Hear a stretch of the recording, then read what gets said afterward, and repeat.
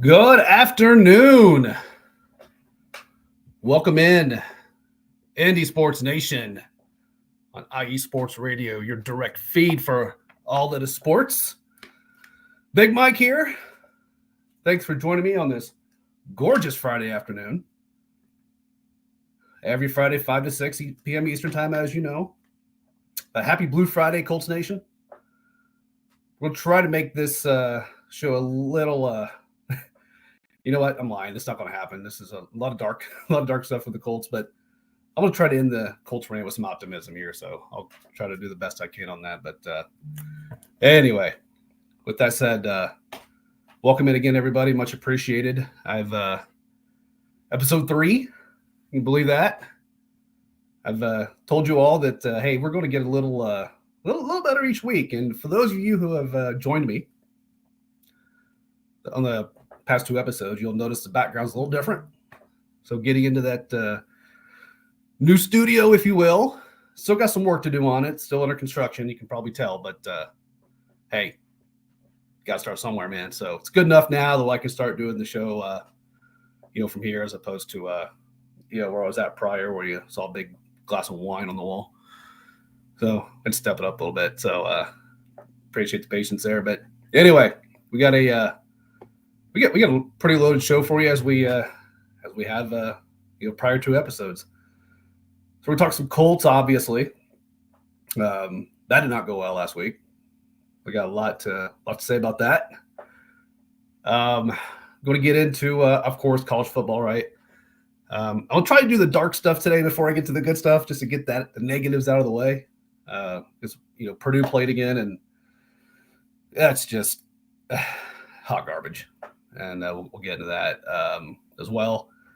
But we got some good things to say about Purdue and another sport, obviously, that's not football. So we get Purdue, we'll get into IU, obviously big win, 6-0, the 6-0 Indiana football Hoosiers. Still can't believe I'm saying that. Talk about that. Notre Dame was off last week, but they have a game coming up this week. We'll get into that. And I think as many of you know, I'm sure most of you know, our Indiana Pacers have a couple preseason games this week. So it is time to start talking hoops. Because, 49 States, it's just basketball, but this is Indiana, right? We get amped up every time we go to a Pacers game. That's the first things they put up on the board. We're like, let's go.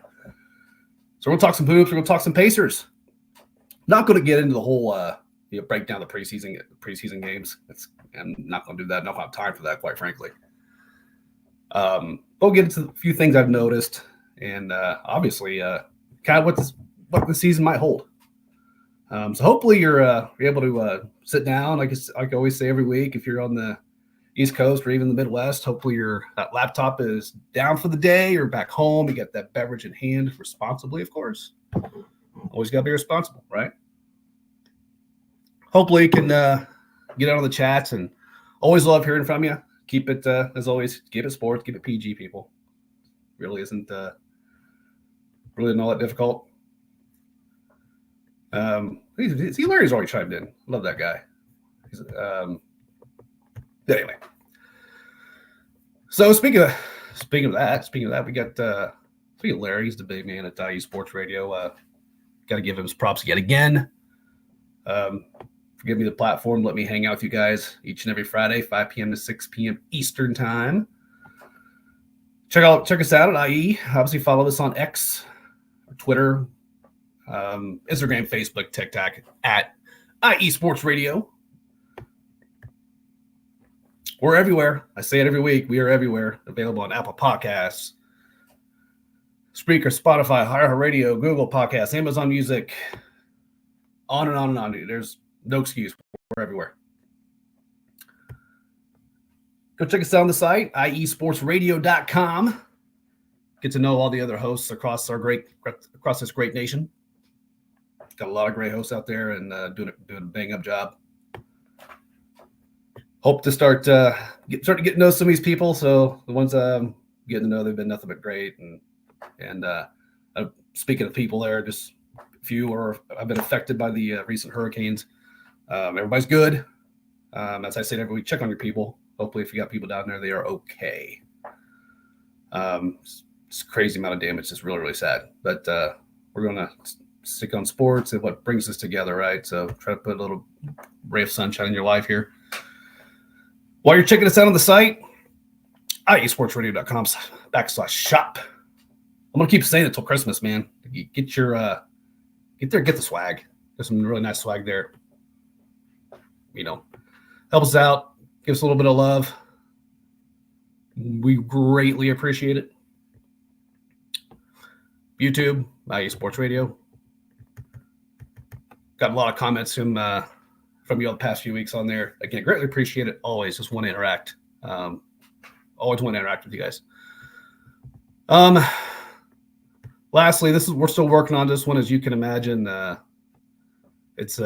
all have full-time jobs, and the hurricanes were not necessarily what I would say friendly, especially when it comes to our software. But we're here. We're getting through it. We're working. We're grinding. Because that's what we do. That's what we do here. So, with that said, we're going to give some love to our amazing sponsors.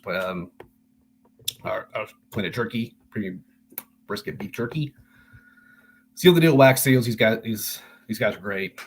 I still haven't got my jerky yet. I need to get on that as soon as humanly possible. And I will. I promise. We'll get on that here soon. But so like I said, we're going to talk Colts. We're going to talk some college football, Hoosiers, Boilers, Irish, get into the Pacers. In the meantime, we're going to pay some bills.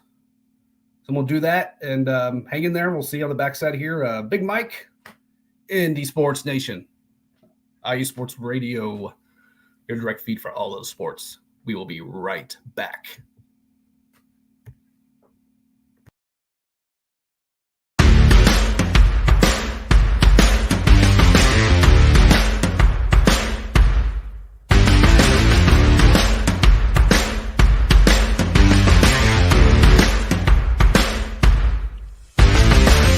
IE Sports Radio fans, this show is brought to you by Planet Jerky Premium Brisket Beef Jerky.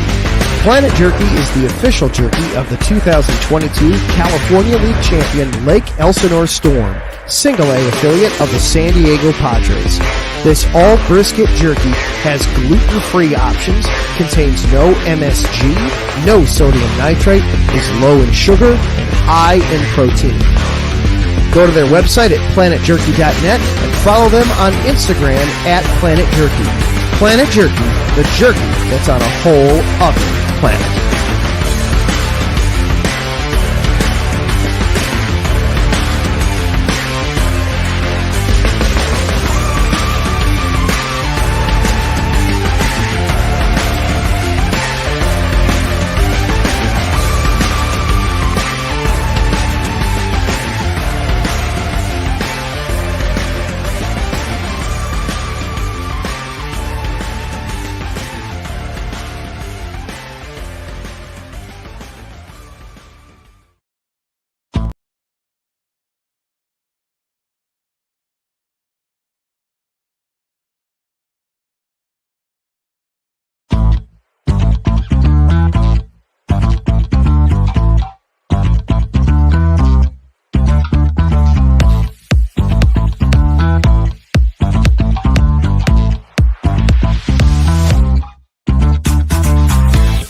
Hey there, IE Sports Radio fans. Be sure to check out our sponsor, Seal the Deal Wax Seals by Cecilia B. You just finished your very own wedding or baby shower invitations and you're looking for that extra special touch? Maybe you just wrote a letter to a relative or a friend and you want to add to their smile when they receive it. Then seal the deal with Cecilia's handmade sealing wax stamps for your invitations, letters, and gifts. You bring the deal, we'll bring the seal. You can find them on Instagram at sealthedeal_wax stamps and on Facebook, Seal the Deal Wax Seals.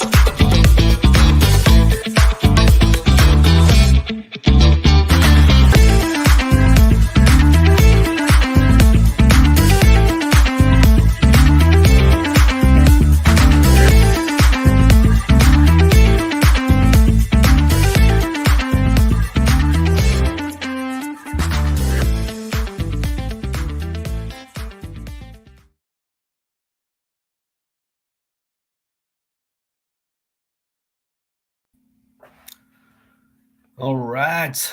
Welcome back. Big Mike here once again on a happy Blue Friday. Well, let's just dive into it. Oh man, it was just a tough week. Tough week to be a Colts fan. But I mentioned last week this Jags team is not 0-4 bad. And I don't really know if they showed it or not. I mean, they obviously scored 37 points, but look at the defense they're playing. We'll get in that in a minute. 10 years straight, Colts go to Jacksonville and lose. And I'm not going to make excuses here. There was a ton of injuries, as we know, but I'm sorry, but when you put up 34 points, you should be winning. And credit Joe Flacco. Yeah, I mean, Flacco got a great game. 33 of 44, 359 yards, and 3 touchdowns. You hear that stat, you think, well, that's a win. And then you remember the other side of the football. Like I said, we'll get into that. No Jonathan Taylor, so you're missing miss your starting quarterback. You're missing your best offensive player in my mind. It's Jonathan Taylor. As a team, they rushed for 99 yards, so you see that stat. You're like, okay, all right, 100 yards. Not bad. So 100 yards on the ground, 359 in the air, 34 points. That's a win. Nope. And look, and again, I'm trying not to go on a crazy rant here, but I probably will. But we all saw, if you watch the game, close there for a bit. Jacksonville starts getting going on offense and just big play after big play after big play. Jacksonville gets up 14. You're thinking, this is done. We've seen this story as Colts fans way too many times. But credit Flacco in the offense, coming back from 14 down to tie it. But we all knew what was going to happen as soon as they tied it. There wasn't much time left. There wasn't a single person that goes, we all knew Jacksonville was going to go down the field and score. Or get that game-winning field goal, I should say. We all knew it. We were hoping it wouldn't happen. But we all knew it was going to. We were just kind of hoping, maybe somebody on the D-line will get a hand up and bat a ball and we'll fall right to the breadbasket of a linebacker or somebody and, maybe we have a chance. But even then I'm going, even if that happens, could we make a game-winning field goal? Matt Gay struggled again. I mean, he didn't miss, but he still, a few of those extra points, it's like if those would have been another 5 yards back, he misses. Just barely hooking them in. So at that point, even if you got the ball back, I think we're all probably hoping just get a touchdown.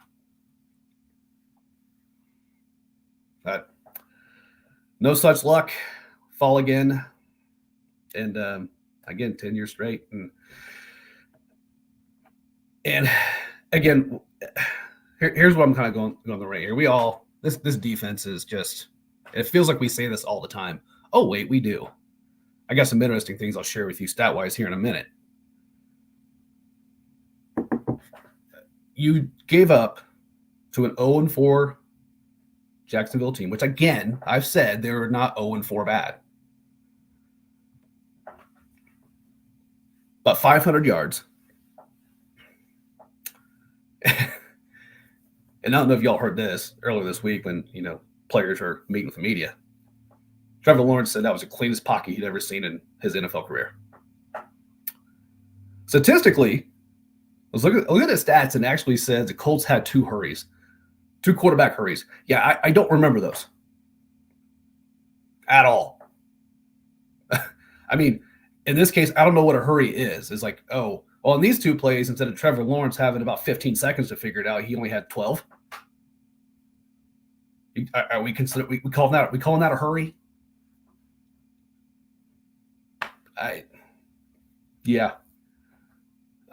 No rush.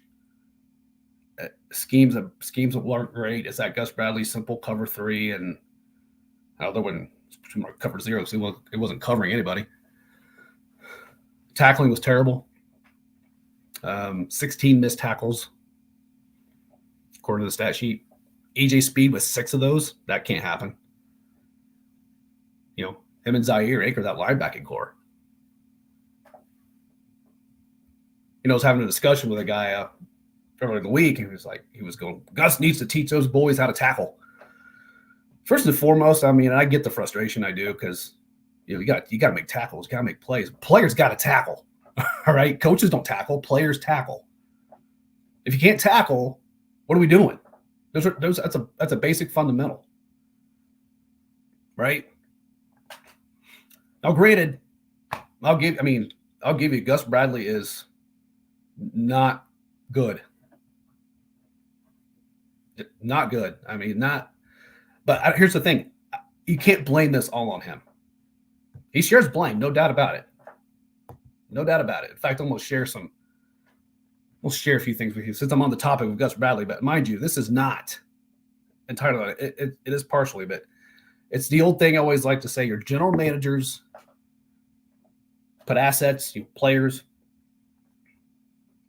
give you that for you to succeed. Then you, as the coordinator, put those players in positions to succeed. But everybody has to do their part. Right now, if they were to kick him to the curb, like right now, do I think this defense gets better? Maybe they wake up for a game. Shot across the bow. I should probably pick up my game. So maybe. But I don't know. But here's where we'll get on the Gus Bradley thing here. We'll try to make this real quick because, obviously want to get into some other stuff too. Here's an interesting stat. I'm going to go back to 2022. Under Gus Bradley.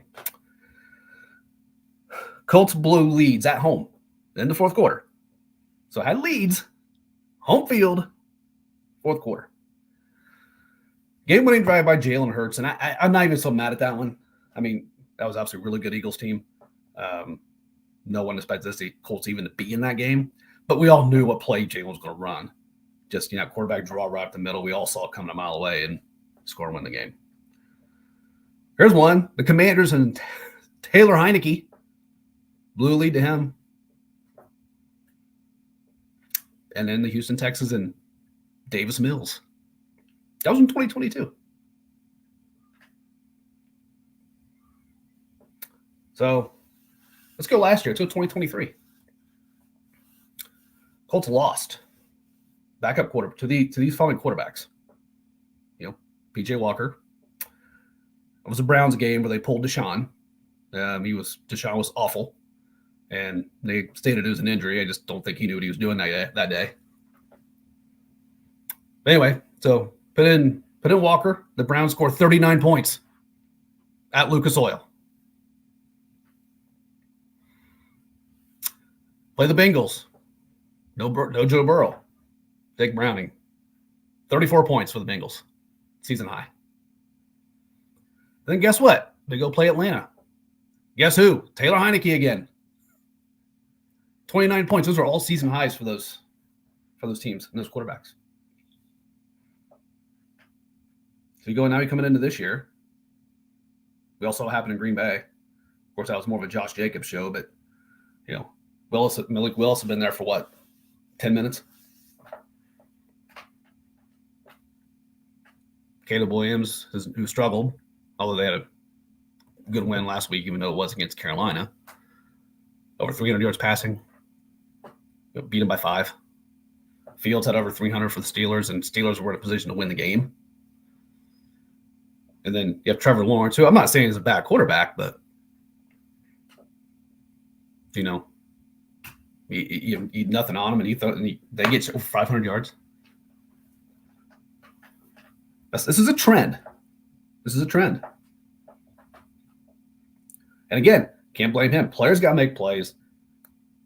He's got to coach his players, but at the same time, who I've been very critical of, I haven't been overly critical of him on this show, just because, episode 3, I haven't gotten into it, all too deep yet.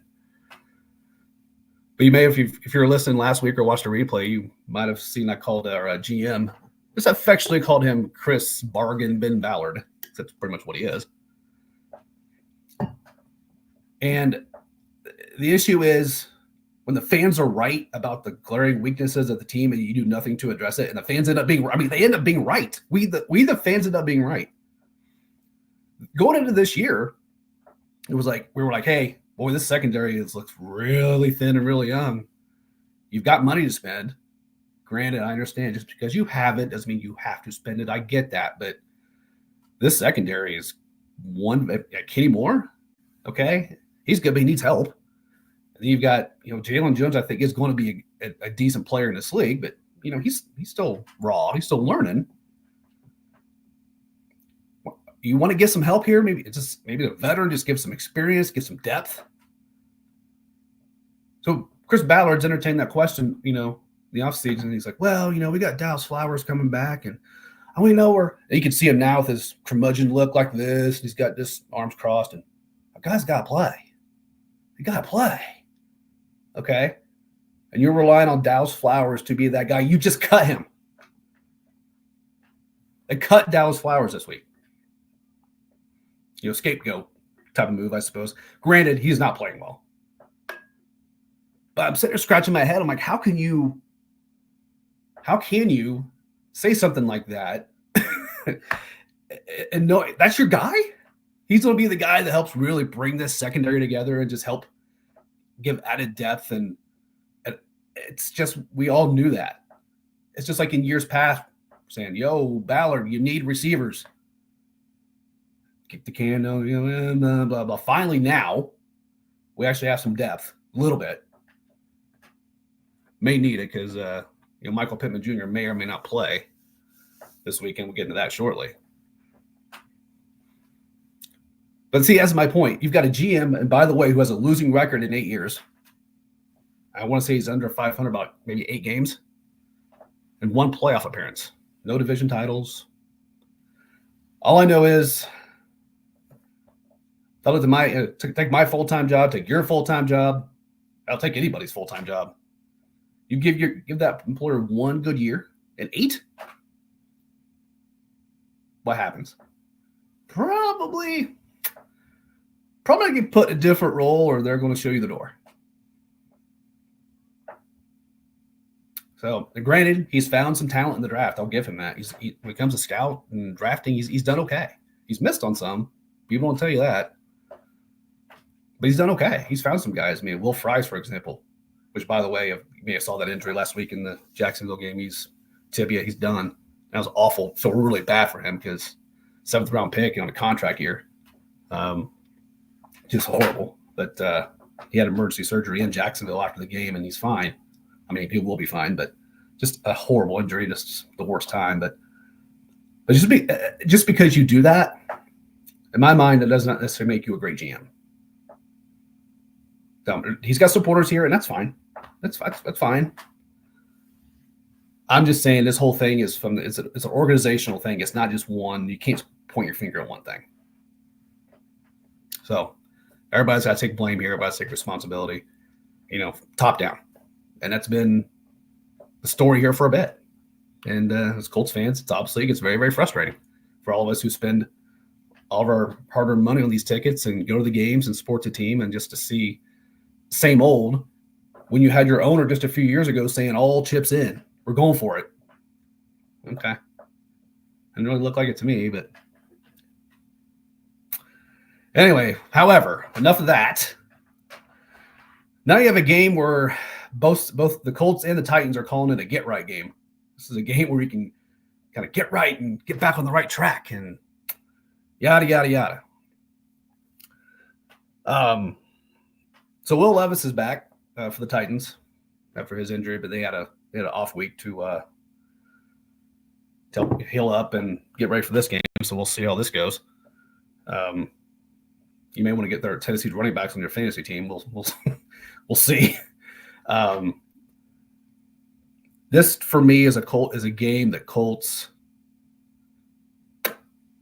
for 6 games into the season, this is about as must win as you can get for game 6, in my opinion. Be really curious to hear yours. Hit me up here. Hit me up at the Chill Mike on the Twitter X. Indy Sports _IESR on a little Twitter X machine, if you will. But this game here, and I told you before, I don't like looking ahead too much. We have the Dolphins next week at home. Get focused, right the ship a little bit, and get to 4-3 before your schedule gets really brutal. It's a great opportunity to do it here. It looks like from the injury standpoint, you're getting some people back, which is good. Obviously, we'll pull up the injury report here. So we had a lot of people participate today. Josh Downs had a toe injury from last week, and he went full today. Looks good. The Michael Pittman thing is weird. You may have saw that Adam Schefter, ESPN, had reported that he was going to be out for a few weeks and that IR might be an option. And he didn't practice yesterday or the day before, but today he's a full participant. We're like, wait, what's happening here? So he's actually listed as questionable. I'm going to lean he probably doesn't, or maybe he might see limited snaps, but we'll see. I'm not so sure about that. Braden Smith he did not go today. He's questionable. He was blown up last week. I know he's nicked up, but after that performance against TJ Watt the week before, that was a tough performance for him, man. I know Jacksonville Flacco had that fumble, but I put that more on the O-line, which could have been a difference in the game. It could have been a 6-point swing there, but I digress. Kenny Orr's back in full practice today, which is huge. He's still listed as questionable. We need help, all the help in the secondary we can get. So really hope to see him back out there. Quiddy Pay went full, so that should help the D-line a little bit. And here's the big one, or a couple of big ones, I suppose. You got Jonathan Taylor's going to be out. Still has that high ankle sprain. He did say the pain is better, but you got to take it easy on that. So I'm not surprised by that. It does look like the Anthony Richardson is going to start. He went full on Thursday, I believe, and he's kind of went light today. Everything is signaling. He's listed as questionable. Everything is signaling that he'll be there. I could keep going down this thing, but it feels like the longest injury report I've ever seen in my life. Odabengo did a light practice today. Grover did not practice. Grover Stewart, just some rest. So right now, the only one ruled out is Jonathan Taylor. So hopefully we get, Colson get a lot of these guys back on the field. Get Richardson back out there and give him some more snaps, which is what he needs.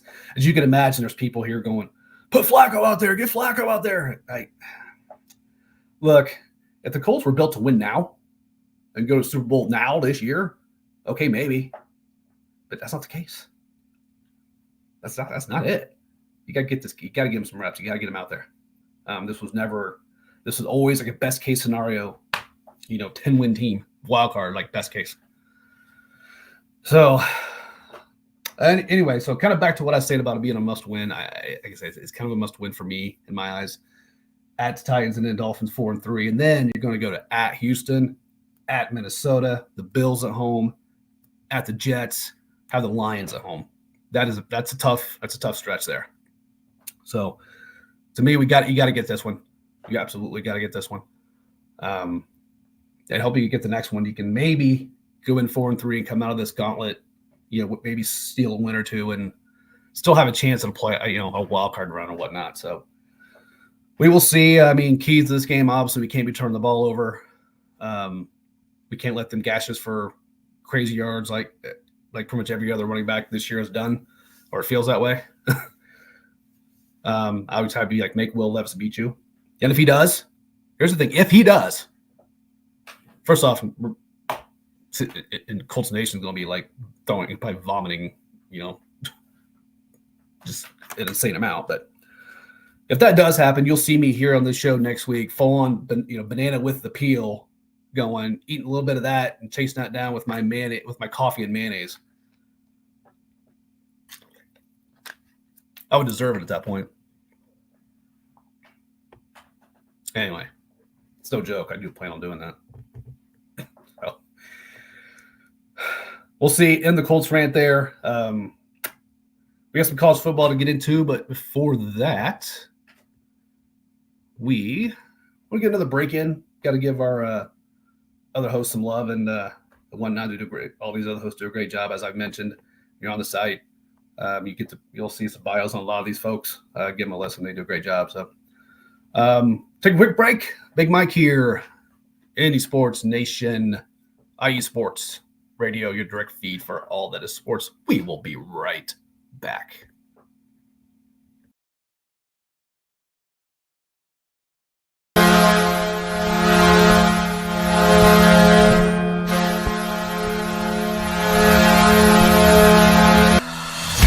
Hockey fans, I'm Adam Kernan. And I'm Zach Puplis. Together, we are the newest version of Hockey Talk on IE Sports Radio, The Neutral Zone. Zone. We love hockey, but we also know it's not everyone's first sport. So we want to make this show as much for new fans as for the diehards. Whether you can name all the Swedes on the 08 Red Wings Stanley Cup team, or if you can't tell if Varlamov is a goalie or the latest trendy vodka, we're here to help. With facts, figures, and outrageous fans, we bring you all the hard-hitting hockey news you can handle, while still keeping it fun and on the rails. Well, mostly. So tune in every week as we go around the hockey world, from college to Canada, the minors and the majors, and everywhere in between. So bring your cellies, And your one-timers, you wicked wristas, and be sure to protect your five-hole. Catch the Neutral Zone every week on IE Sports Radio, your direct feed for all that is sports. We promise not to pick on the Arizona Coyotes every episode.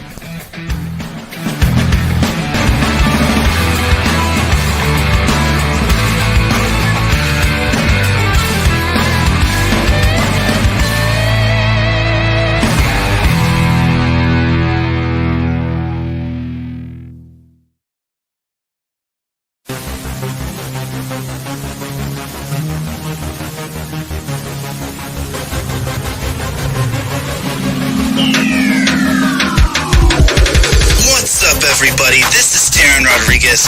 Are you a fan of volleyball? Are you a fan of Thunderous Spikes? Then I have the show for you, Set Point, where I cover NCAA men's and women's volleyball, high school boys and girls volleyball, beach volleyball, and even professional volleyball. Catch the action every week here on IE Sports Radio, your direct feed for all that is sports.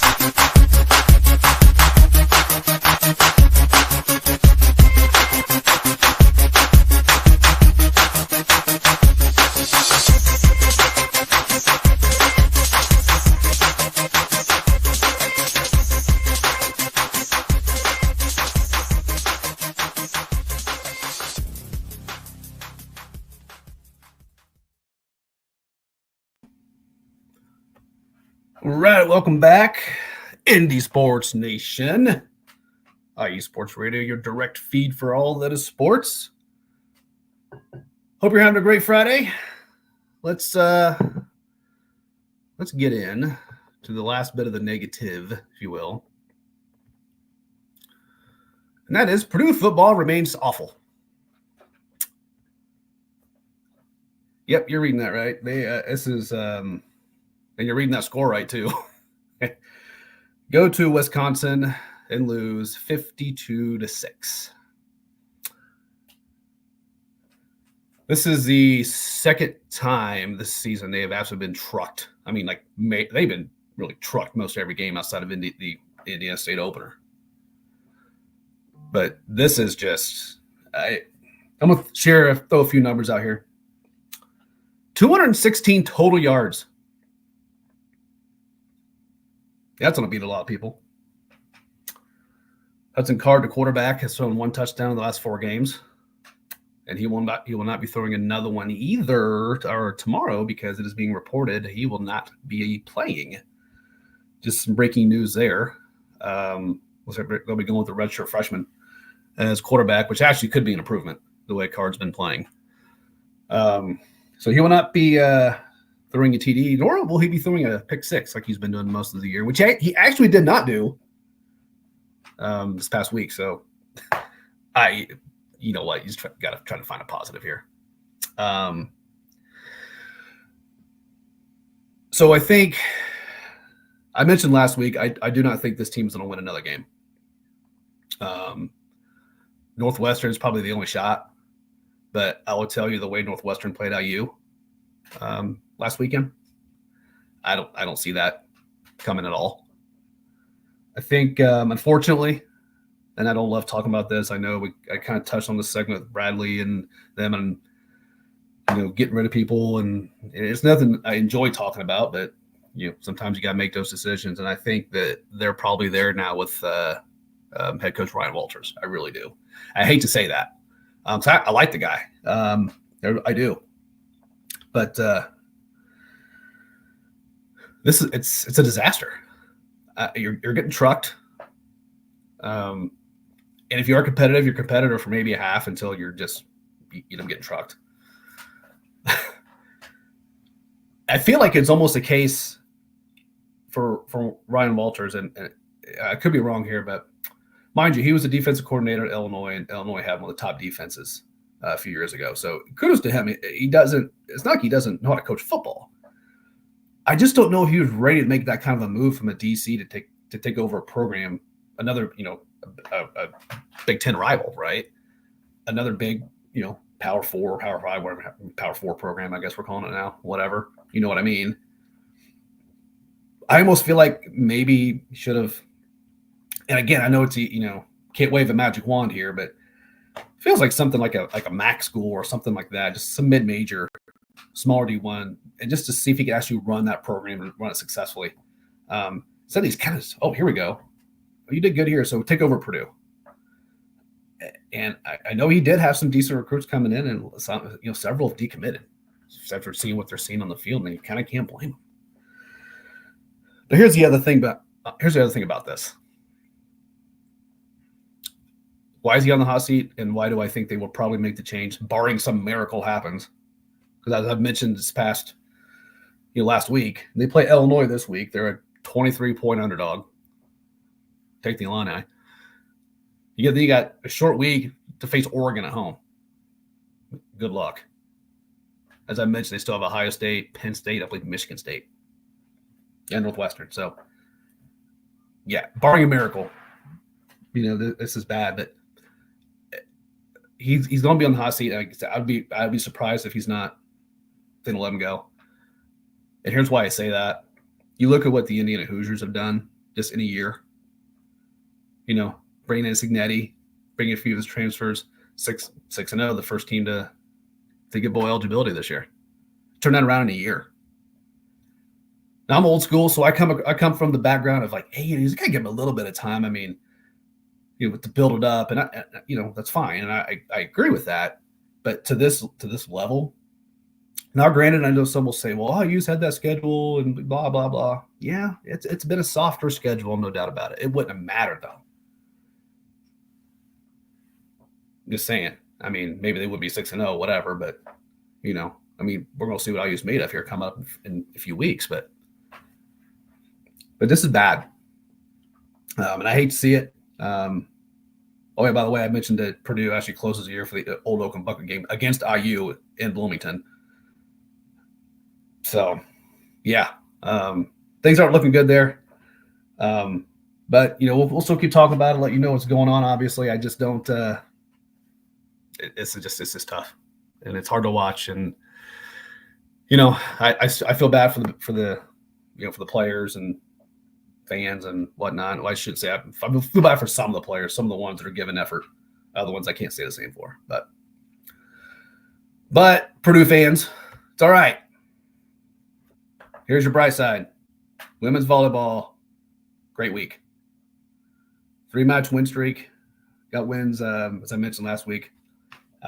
It's Minnesota. Also got a 3-1 victory over Northwestern on the road. Came home to play the Spartans. Got a 3-0 win there. Good attendance that game in at West Lafayette. That was really great to see. Good energetic crowd. Hope that continues. These girls deserve it. They are ranked number 10 still. Do they have a doozy tonight though? If you're not doing anything tonight, if you're just got one of those chill Friday nights, Big Ten Network tonight, I believe it's 8:30. Purdue at number 2, Nebraska. That's gonna be a test. That's gonna be a test. If you've ever, if you know anything about Nebraska at all, man, they do. They support their sports. They do a very, very good job. That's gonna be loud in there. That's gonna be a tough environment. But Purdue's playing well. I'll be really interested to see how they perform tonight. Purdue's 12-3 this year, and the only teams they've lost to so far are all top 10 teams. Now, unfortunately, the few of those games they were beat up. I believe Penn State was one of them. They kind of smoked them. So I would encourage you, if you have the opportunity, give them a watch, because quite frankly, about the only fall sport worth watching. Well, I shouldn't be too hard on the soccer team. The soccer teams, they're competitive. I will say that. So, but best of luck to Purdue tonight. It'll be a tough one. See if we can't pull that out. Moving on, let's get into some Hoosiers, because, as I mentioned, first team to become bowl eligible. I can't believe I'm saying that. I cannot believe I'm saying that.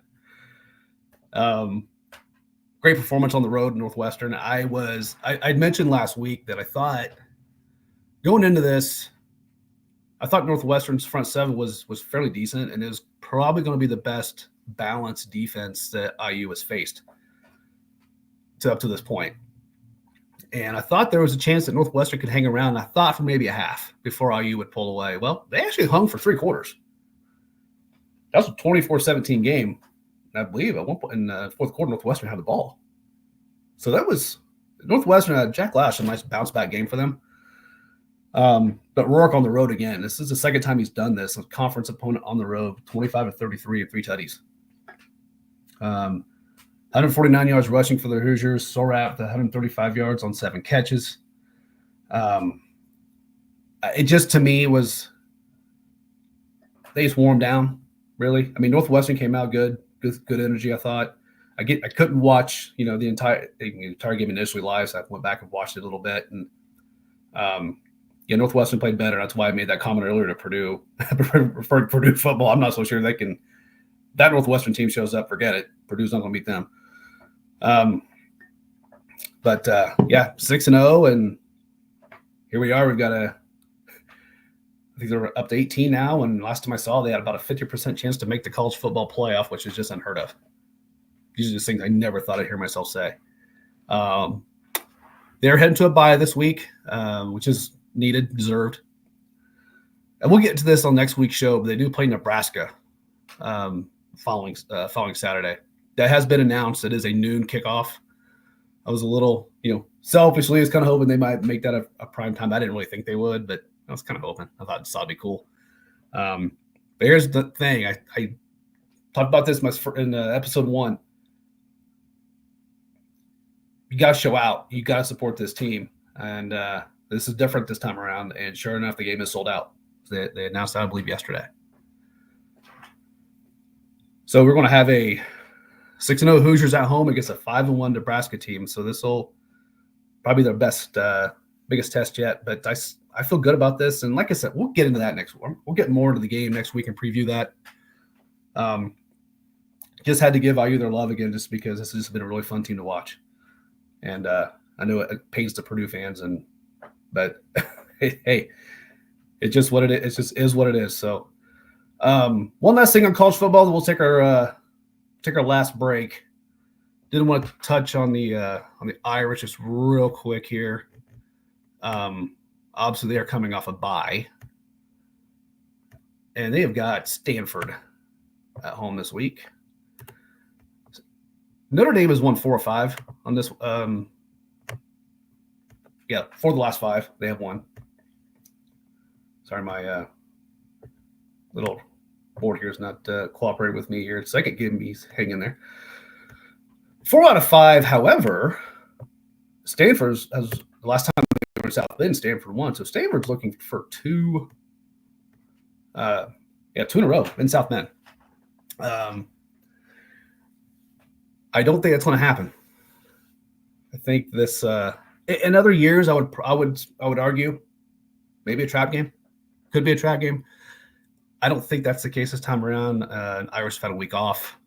I think really they just need to do what they know that they need to do, right? If you look back at that last game, I mentioned it last week when they played Louisville. that game, in my mind, should have not been near as close as it was. Notre Dame turnovers kept Louisville around. So I think you kind of stick to your formula, just minimize those penalties. Do not take care of the ball. You got to take care of the ball. Yeah, Ronnie Leonard did play much better. He's got to do that again. It's a 23-point spread. I like what that is with 23 in the state, but it's kind of a weird deal. But to me, this is a game that coming off a bye, and there's not an opponent on their schedule that I would see why they'd be looking ahead to. This is not a difficult schedule for Notre Dame. In fact, I was reading some stats this past week, and they're going to be favored pretty much every game the rest of the year except for USC. And as of right now, they are predicted to be a slight favorite. We'll see how that shakes out towards the end of the year, but this is a favorable schedule for the Irish. So I don't see this as a trap game, but who knows? We've seen the Irish do some really dumb things at home. So just earlier this year, as a matter of fact. But I really anticipate them keeping the ball on the ground. They are the number 6 team in rushing in all of college football. I expect that to continue. I expect Notre Dame to get a nice win at home. So on that note, we're going to take our last break. We're going to hit some Pacers. It is, as I mentioned, it is hoops. Hoops are we got preseason games this week. Hoops are here, baby. So we're going to take our last break. Come back, talk a little Pacers, and wrap it up from there. So Big Mike here, Indy Sports Nation, IE Sports Radio, your direct feed for all that is sports. We will be right back.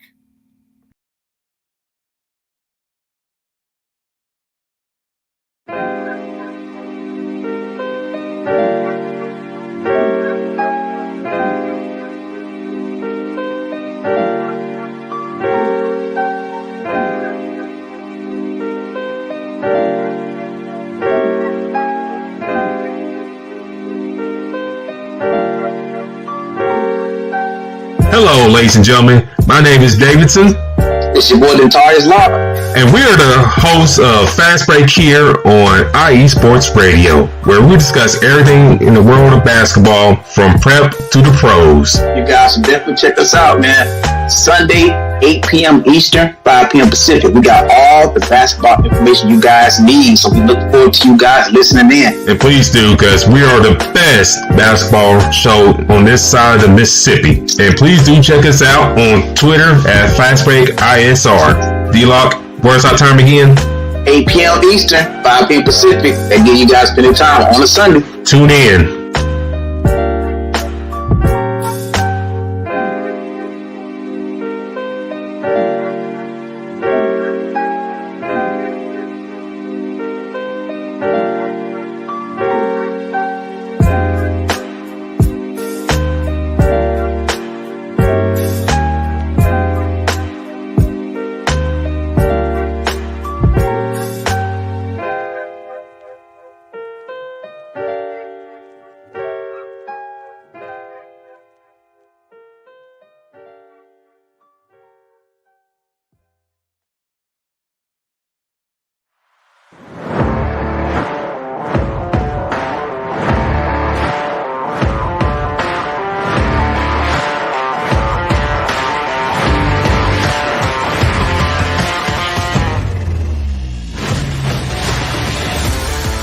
The light is red, the kids are in bed, which means it is time for Mile High Musings with me, Aaron Yowell, right here on IE Sports Radio, your direct feed for all that is sports.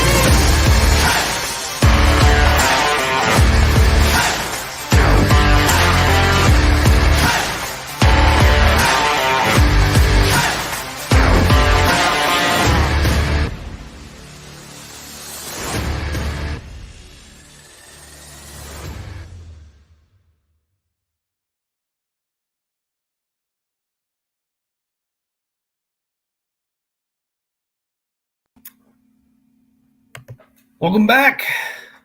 Final segment of the show. Thanks for joining me again as I'm here every Friday, 5 to 6 p.m. Indy Sports Nation on IE Sports Radio, your direct feed for all that is sports.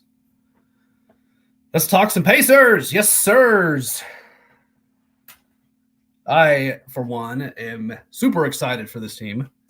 Obviously, after what happened in their performance last season. So I'm going to get into that a little bit. And none of us, I don't care who you say you are or whatever. I don't care. None of us thought going into last season this Indiana Pacers team was going to make the Eastern Conference Finals. We didn't. Our idea was, let's get in the playoffs and let's win a series. And that was kind of where we're at. We know it's a young team, a young nucleus. You got one of the best point guards in the league in Tyrese Halliburton. But, we had to get some get a little more pieces around him, which they did. Added Pascal Siakam midseason, right? But get to the playoffs and hopefully win a series. And we get there. The Pacers get there to face the Bucks. Bucks are a little dinged up. I get it. But for those of you who don't know, the Pacers whooped them in the regular season last year. Took 4 out of 5 from them. I mean, whooped them. And at the end of that, even Giannis is saying, these guys are running us out of the gym. Like, we can't keep up. I mean, I'm paraphrasing, but that was essentially what he was saying. So that was – and you had the national narrative saying this is an upset. No. I don't care what the line was. I don't care any of that. No. Throw that out the door. Pacers take that serious. So right there, like, great. But kind of lurking, we're like, all right, maybe Philly. And then Philly does what Philly does. And for some reason, they like to just – I don't know what that is there. Something always goes wrong for them, it feels like. And the Knicks come out winning that series. And us as Pacers fans were thinking, oh, wow, we have a shot. We have a shot because, yes, they've got injuries, but they don't play a lot of guys. It's not a deep bench. Pacers have a deep bench. Pacers like to run.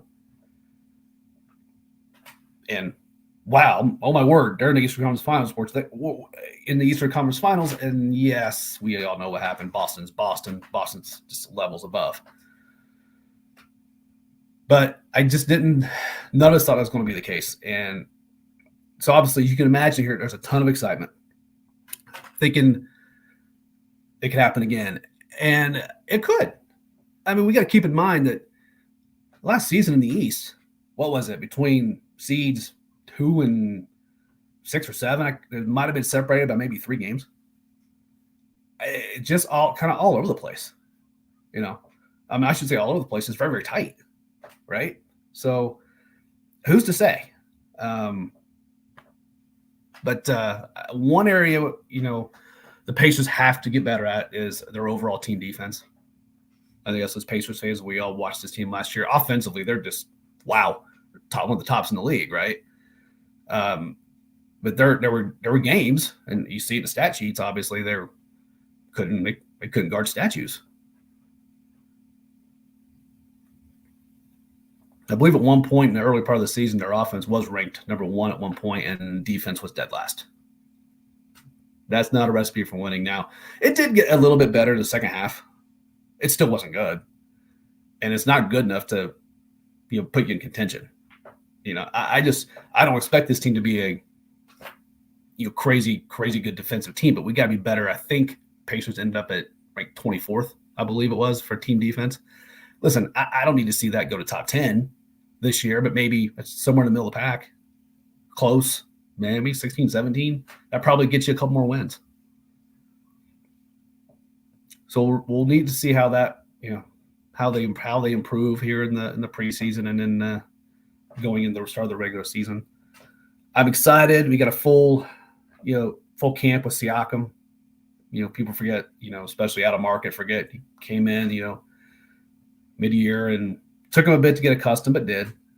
I think one of the big pieces to watch too is Benedict Mathurin.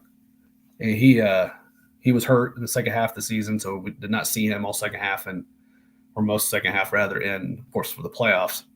So putting him getting his feet back in that, getting him familiar with the with the current lineup, I guess, with having Siakam in there. That's gonna be an interesting piece. He's a solid scorer. You saw that again. I'm not getting a ton of preseason stats here, but he did drop 25 last night.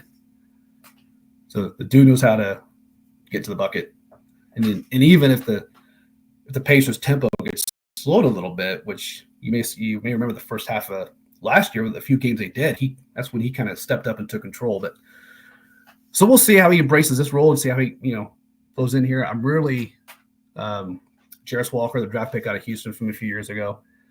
Really interested to see where he fits in here. Some of you may know that Jalen Smith is now with Chicago, so it's going to open up some opportunities for him and Ben Shepherd, who really stepped up at the end of last year. So it'll be interesting to see kind of where that goes. Tyrese has been a big proponent of Shepherd. In fact, this past week, Tyrese had said that was who he was most impressed with coming into camp and how he's really upped his game. So that's going to be an interesting dynamic there to see kind of how Rick Carlisle works that in going forward.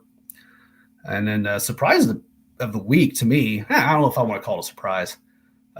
James Wiseman coming in limited minutes on last night and getting 10 boards.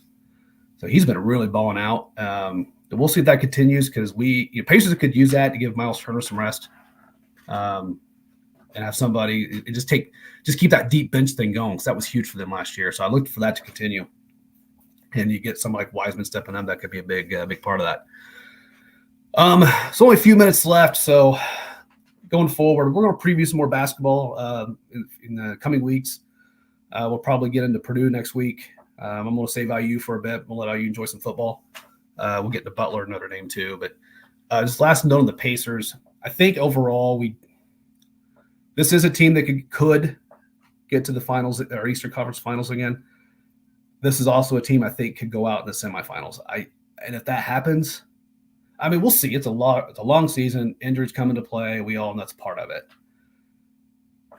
But I think one more year of getting this unit, especially offensively, getting them to gel and whatnot, and hopefully on the defensive side at least get a little bit better. It would be nice seeing them get back there. But again, I don't think it's going to be a year where if they don't, it would be a failure. Because we got to remember last year was in our minds, I came early. So it's kind of now that we're in that weird predicament, right? And we all want them to get back there. But I don't think, with the moves that the Knicks made, the Sixers made, and whatnot, a lot of teams made moves. Pacers stayed kind of quiet and kind of rolling and going with their own guys, having Mathurin back and whatnot. So, but it's still going to be an exciting team. It's going to be a real exciting team to watch. It's going to be a really competitive Eastern Conference, but I can't wait. I cannot wait. The city is craving for this. I want to see at least a repeat of last year. There's nothing like the month of May in Indianapolis when you have the Pacers and the Racers going. So I'm going to leave it on that. Wishing you all a fantastic weekend. Stay safe out there. Enjoy the sports. We'll see you next Friday. Big Mike here, the Indy Sports Nation, IE Sports Radio, your direct feed for all that is sports. Have a great weekend, everybody.